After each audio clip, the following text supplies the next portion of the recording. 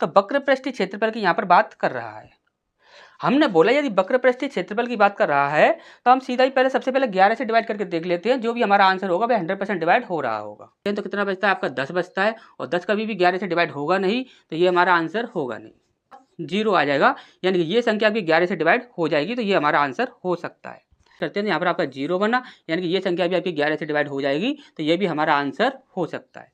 तो फिर भी आपका 12 ही आएगा, और 12 कभी 11 से डिवाइड होता नहीं है, तो ये हमारा आंसर होगा नहीं।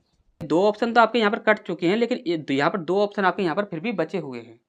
अब हमने आगे बढ़े, अब हमारी आगे देखिए वक्र पृष्ठीय क्षेत्रफल के लिए क्या है, त्रिज्या है।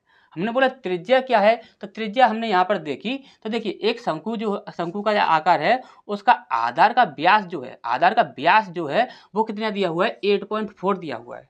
यदि व्यास 8.4 है तो त्रिज्या कितनी होगी, इसकी आधी हो जाएगी।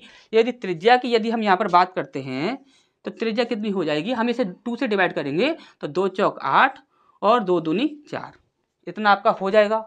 अब हमने बोला कि ये जो आपकी संख्या है इसमें आप क्या कीजिए कि इससे आप अभाज्य संख्या निकाल लीजिए। यदि आप इसमें अभाज्य संख्या निकालते हो तो कितना होता है, 21 गुणा 2, 21 दूनी 42 होता है, और 21 को देखेंगे तो हम यहाँ पर 7 गुणा 3 गुणा 2, ठीक, इतना आपका निकलता है। अब हमने बोला कि 7 का कॉन्सेप्ट तो ये कहता है कि जब कभी भी आपको त्रिज्या के अंदर 7 दिखेगा तो उसे तो आप यहाँ पर क्या करोगे, कैंसिल कर दोगे। तो 7 तो हमारा यहाँ पर कैंसिल हो गया। अब हमारा क्या बचा, 3 और 2।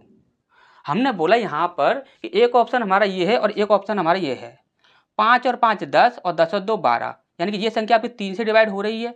हमने देखा 6 और 6 12, यानी कि ये संख्या भी आपकी 3 से डिवाइड हो रही है, तो यहाँ पर 3 से भी हमें आंसर नहीं मिला।